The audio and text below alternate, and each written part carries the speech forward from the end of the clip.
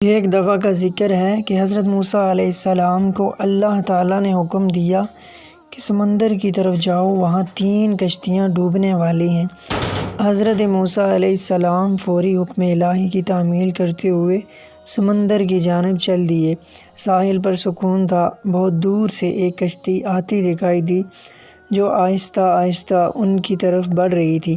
ابھی وہ کنارے سے کچھ ہی فاصلے پر تھی کہ حضرت موسیٰ علیہ السلام نے آواز دی کہ اے کشتی والو، اللہ کا حکم آنے والا ہے، ہوشیار رہنا۔ انہوں نے جواب دیا، آپ جانتے ہیں کہ اللہ کے حکم کو کوئی ٹال نہیں سکتا، ہم تو اس کے بندے ہیں جو حکم الہی کے پابند ہیں۔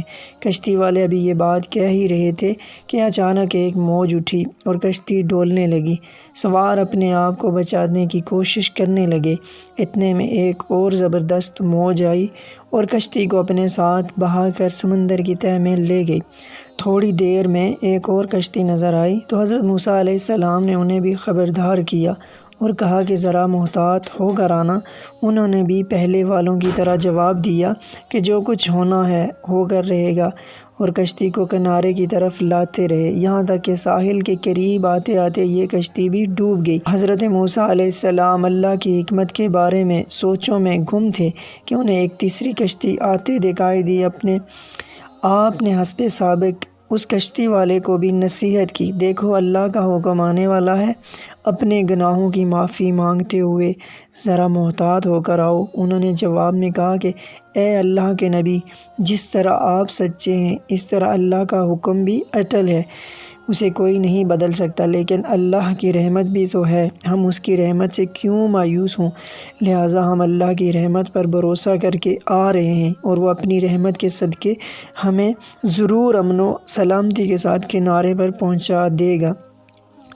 کشتی والوں کا یہ جواب سن کر حضرت موسیٰ علیہ السلام خاموش ہو گئے۔ جب کشتی بحفاظت کنارے آ لگی تو اللہ کے پیغمبر سوچنے لگے کہ اللہ نے 3 کشتیاں ڈوبنے کا فرمایا تھا، 2 تو ڈوب گئیں لیکن تیسری سلامتی کے ساتھ کنارے آ لگی، یہ کیسے بچ گئی؟ ارشاد باری تعالیٰ ہوا کہ اے موسیٰ، آپ نے سنا نہیں کہ تیسری کشتی والوں نے کیا کہا تھا؟